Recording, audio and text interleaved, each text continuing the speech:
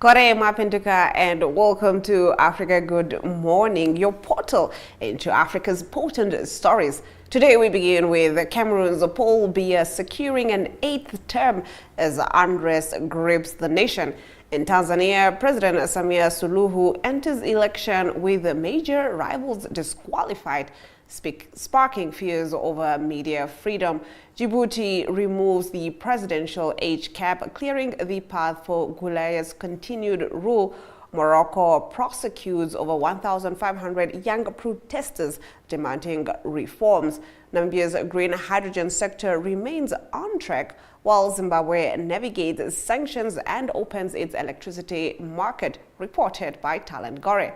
In economic news, Dangote refinery expansion and Coca-Cola's $1 billion deal make headlines. Do catch these stories and more on the other side of the break. Life is unpredictable and one needs to be protected against any eventuality. Get Santam legal access from as little as 50 Namibian dollars a month for when you find yourself in need of legal representation due to civil cases, criminal prosecution, and family matters such as divorce, child maintenance, and custody. It also covers labor disputes, disciplinary hearings, and unfair dismissal or retrenchment. With Santam Legal Access, you'll receive free legal advice on almost every legal aspect, whether the specific matter is covered by your policy or not. For true peace of mind and legal protection when you need it most, call us on 061 292 8000. Santam. This is freedom.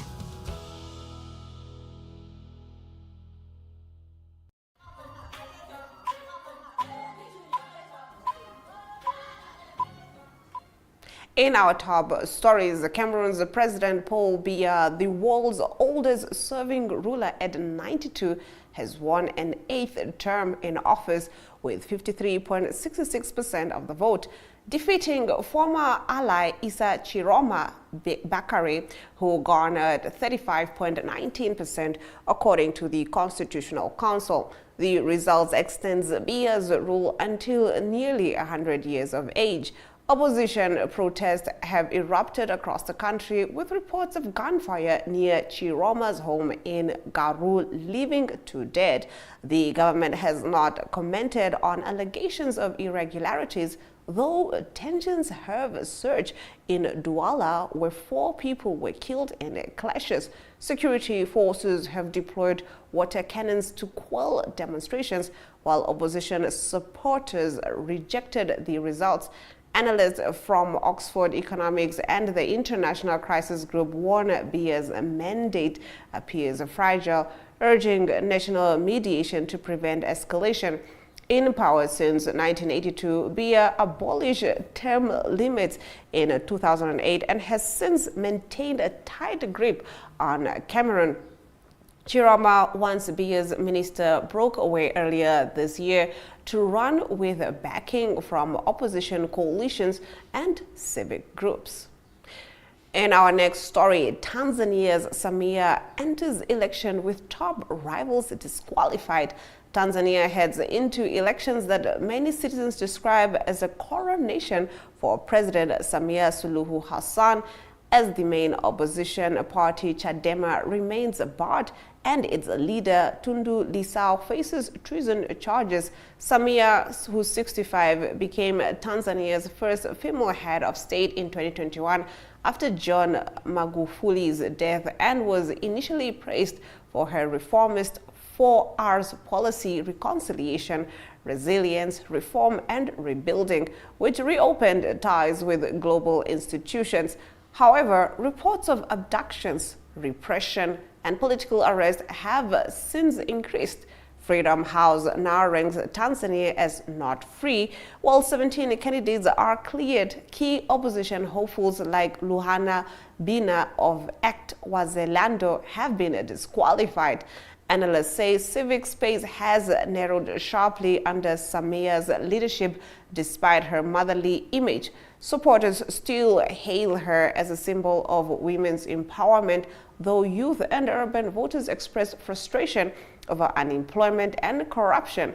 with internal ruling party divisions, accusations of elite influence, and widespread voter apathy. Analysts warn that Tanzania's democracy risks further erosion amid shrinking media freedom and fear-driven silence. Djibouti removes a presidential age limit, opening door for Guelleh. Djibouti's parliament has voted unanimously to remove the presidential age cap of 75, clearing the way for President Ismail Omar Guelleh, who's 77, to contest the April 2026 election. All 65 lawmakers supported the constitutional amendment, which now awaits the president's approval and confirming vote in early November. Guelleh, in power since 1999, could thus extend his 26-year rule in the small Horn of Africa nation. The move sparked limited criticism on social media, though it is difficult to gauge public opposition given Djibouti's restricted freedom of speech and press. The country's presidential system centralizes power heavily in the executive, and international observers consider it authoritarian. Despite its size, Djibouti holds major global importance due to its location on the Red Sea, hosting military bases from the United States, France, and Japan. The parliament's decision effectively cements Guelleh's potential bid for another term, further entrenching his leadership as one of Africa's longest-serving heads of state. Moving on, Morocco prosecutes over 1,500 in month-long youth protest.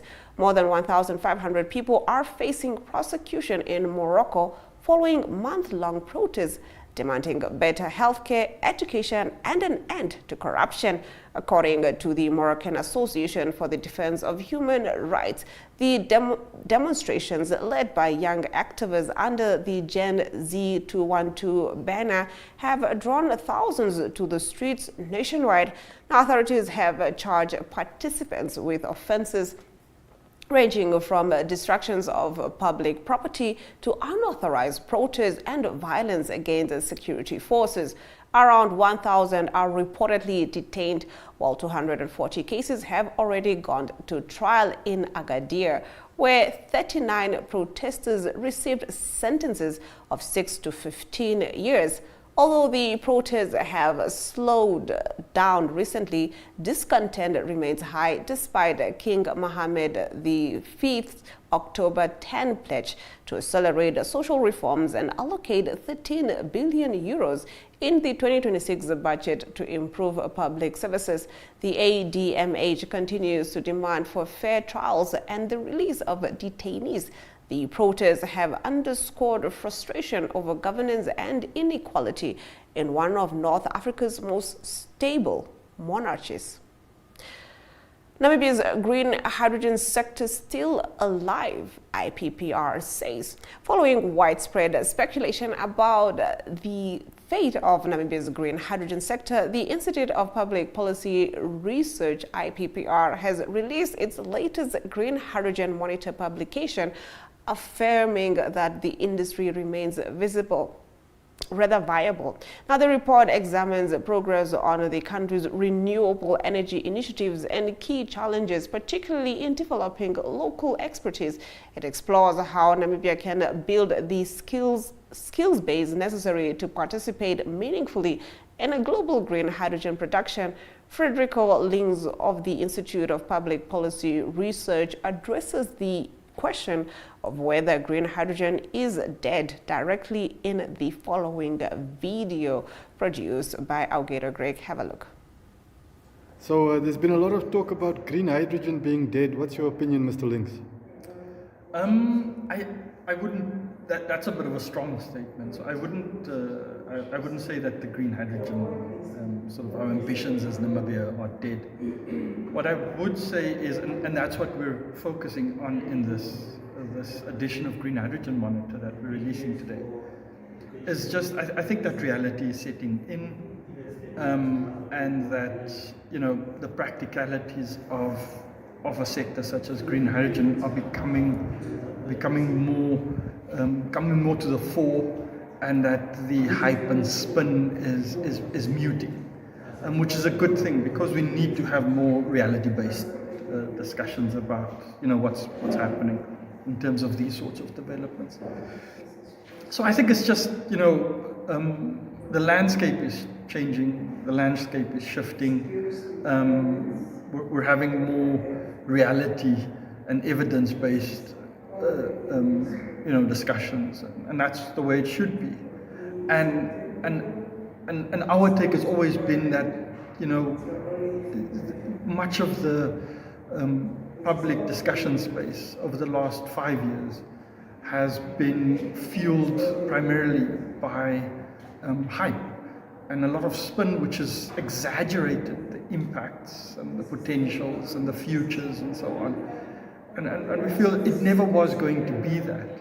And that's why hopefully we've reached this point where we can now start having more sober discussions about the green hydrogen future. Hopefully this is it. So I wouldn't say it's dead, no. All right, that concludes our top stories. Let's take a look at the weather predictions.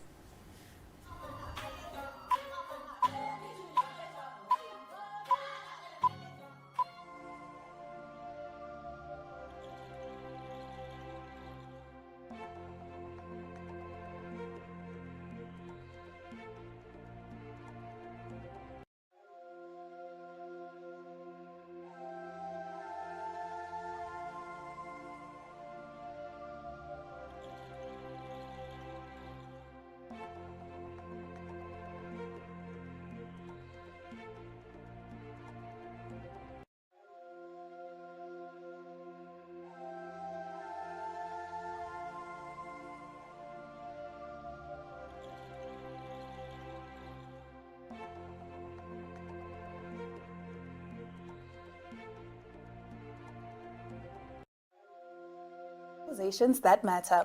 That's right. Bright minds, bold opinions, and a touch of morning magic. This is your daily dose of energy. So grab a cup and join in on the conversation every weekday morning at 8 o'clock with Smell the Coffee, hosted by Diana Master and Aina Riza Quayo.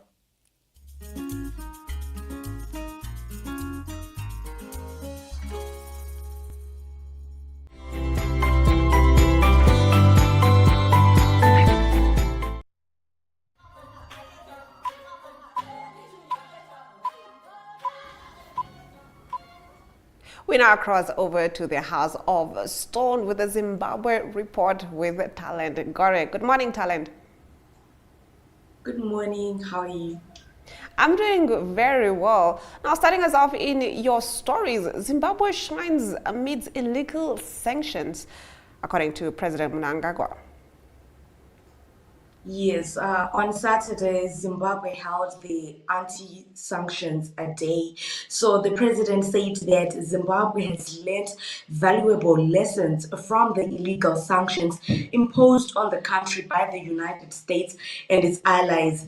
In his keynote address, as the country commemorates the SADC-initiated Anti-Sanctions Day, President Emerson Mnangagwa said Harare takes comfort from the solidarity it gets from other countries in the region and beyond. He says that despite the effects of illegal sanctions, our national economy has been on a positive growth trajectory.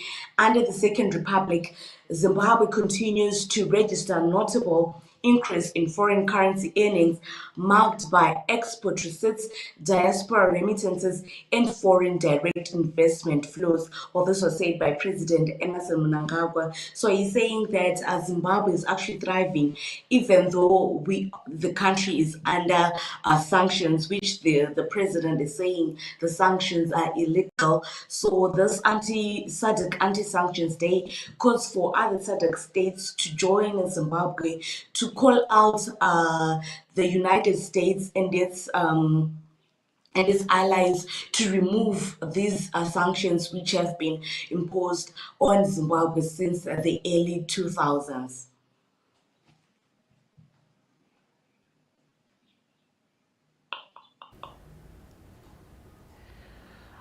Now, Zimbabwe opens electricity retail market to private players. Can you expand on this, Talent? Yes, the Zimbabwean government has taken a major step towards liberalizing the power sector by allowing private companies to distribute and sell electricity directly to consumers. Under the new model, firms will be able to obtain licenses to purchase electricity from suppliers such as the Zimbabwe Electricity Supply Authority or independent producers, including solar firms, and then sell it to households or businesses in designated areas. The model, officials say, is designed to attract private investment into secondary power distribution, particularly in undeserved or unconnected suburbs. It is expected to speed up electrification and reduce costs for government while also integrating renewable energy sources into the national grid.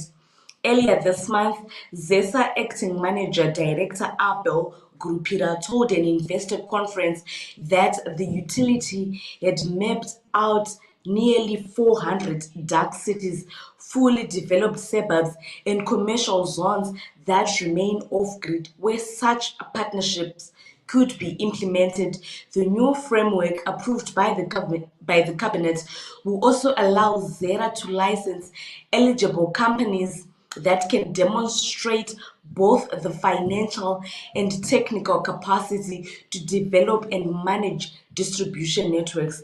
Officials also say that the initiative is a key part of efforts to achieve universal access to electricity by 2030. So the government has called upon our private investors to come in and invest within the energy sector. They are now allowing private players to come in and buy energy so that they can also sell to households. So as of now, we only know of one company which is also feeding its power into the national grid, which is the Zimplat.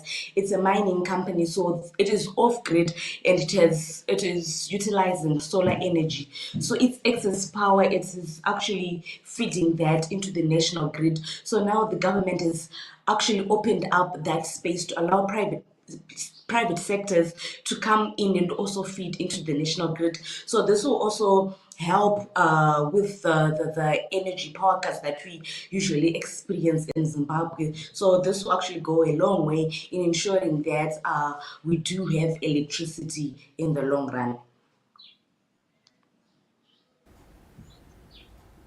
Now, Talent, in some rather disturbing statistics, road accidents claim 2,000 lives annually. Could we get into this? Yes, well, this was said by the Minister of Transport and Infrastructure Development whilst answering questions in Parliament. So he said that he revealed that Zimbabwe witnesses 5 deaths per day and in excess of 2,000 deaths per year in road traffic accidents amid concerns over an increase in unroadworthy vehicles and reckless driving. Minister Mona said the government was concerned about the number of accidents being witnessed on the roads, especially those resulting in fatalities and even injuries, given the size of the population of the country. On average, the country is witnessing 5 deaths per day, and per year, we are in excess of 2,000 deaths.